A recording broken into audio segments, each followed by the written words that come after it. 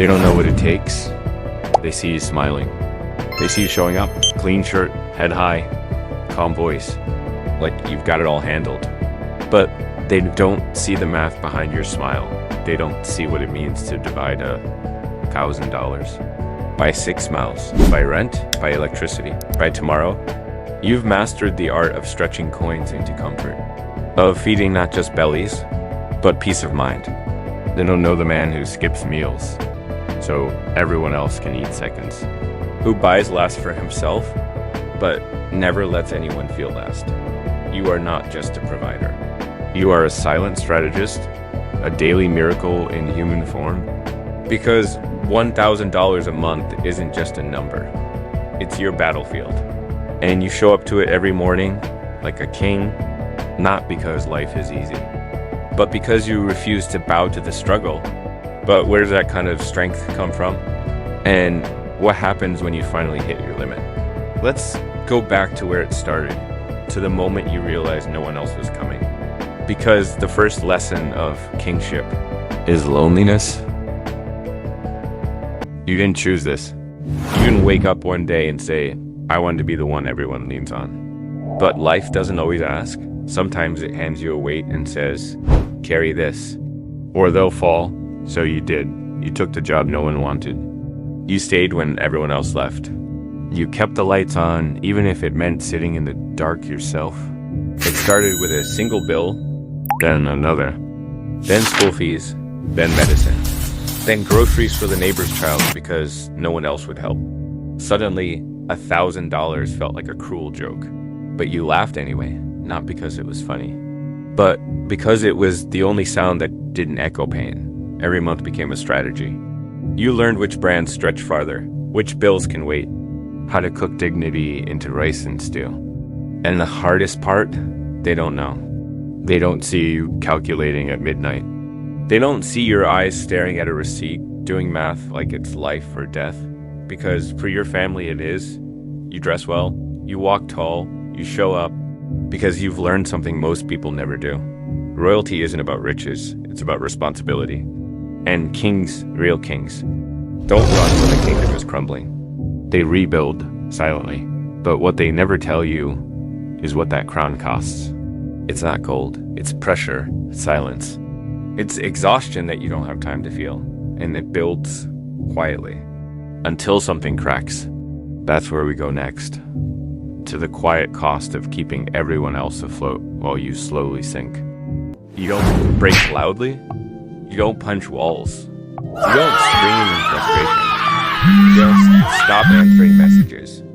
You nod more, speak less.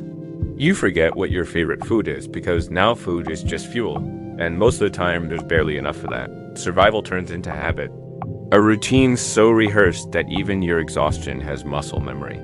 And when people say, you're so strong, you smile politely. But inside, something whispers, no, I'm just out of options. See, no one checks on the one who looks like they've got it together. The one who always solves the problem. The one who doesn't complain. They forget that silence can be a scream, that a steady face can hide a trembling soul. You've skipped doctor appointments because someone else needed the money. You've worn shoes with holes so your sibling could get a new pair for church.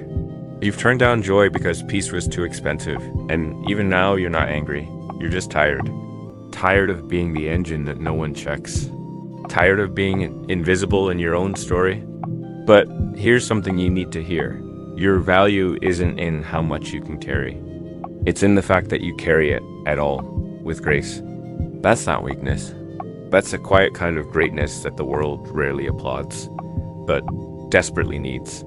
And if you've ever felt unseen, this is your moment. If this video is speaking to your reality, pause, breathe, and subscribe right now. Because someone like you deserves to be reminded you are not alone, and your quiet fight matters. Now let's talk about something deeper, the moment when all of this almost collapsed. Because even kings have days they almost walked away from their throne. You remember the day the fridge was almost empty, the electricity bill was due, your phone was buzzing with, "Can you help?" messages, but no one asked if you were okay. You sat on the edge of the bed, head in your hands, and for the first time in a long while, you allowed yourself to feel it. Not anger, not rage, just emptiness. That cold, hollow ache when your strength runs out. And no one notices the silence. And in that moment, you didn't want to keep going, not because you didn't love them, but because you had nothing left to give. You stared at the ceiling like it might answer you. Like maybe if you were still enough, God would whisper a way out, but all you heard was your own breath. And yet somehow you stood up, you fixed what needed fixing. You found something to cook. You made someone laugh that day, even if your own heart was breaking quietly. You showed up. That's what you do. And no one saw it. No one gave you a medal. No one wrote a thank you card. But here's the truth, they'll never say out loud. If it weren't for you, they wouldn't have made it. You've been the net that caught them every time they fell. And even when you were falling too, you never let them see it. That kind of love is rare. That kind of strength is holy. And right now, you deserve to be reminded that your story, your quiet, relentless story, deserves to be heard. If this has stirred something in you, drop a comment, not for validation, but so someone else scrolling through can see they're not alone. Because we're building something here, a space for the unspoken stories, the unseen battles, the people who show up like kings, even when they feel like servants, and now we go to the part no one talks about. Not even you.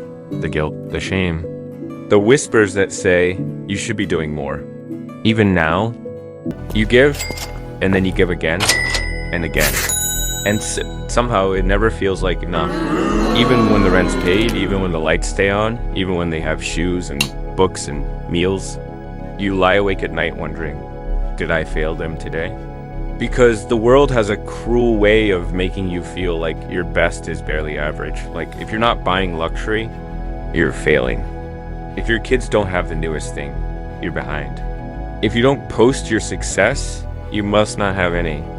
You carry everyone, but still feel like you're not doing enough. You buy medicine, but blame yourself for not buying more. You delay your dreams and call it laziness. You rest for a moment and feel guilt for it. That voice in your head, the one whispering, you're not trying hard enough. It's a lie. Because what they don't see is how hard it is to survive without breaking, to lead without collapsing, to stay soft when the world keeps hardening you. But here's what's real. You have done the impossible with too little for too long. You've turned every drop of effort into rivers of provision. You've taught children to feel safe. You've made homes out of almost nothing. You've shown up, not for applause, but because you couldn't imagine not doing it. That's not just enough. That's heroic. And if the world hasn't told you that lately, let this be your reminder. Your quiet efforts have shaped someone's future. Even if they don't know it yet, if this speaks to your story, hit that like button. Not for algorithm, but because you are finally claiming your truth. You are not a failure. You are the foundation. And the foundation doesn't always get celebrated. But without it, nothing stands.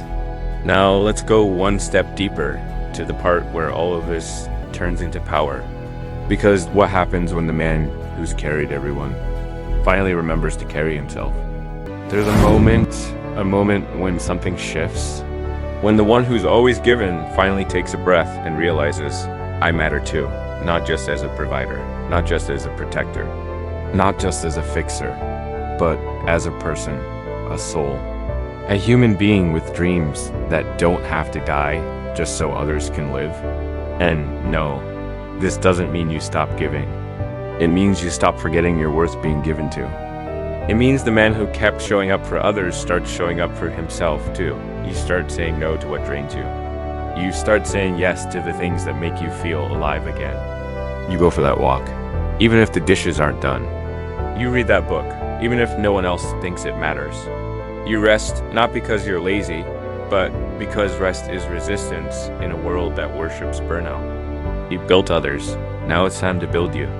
And when you do, you'll realize something powerful. The man who fed 6 people on $1,000 a month isn't just a survivor. He's a king, a leader, A soul forged in fire, not loud, not boastful, but steady. Present, unfazed. So keep walking, not for applause, not for validation, but because this world desperately needs people like you to remember their own worth. You were never just getting by. You were becoming someone no one could take for granted again. And when you finally show up, not just for them, but for you, that's when the real legacy begins. Let that be your next chapter.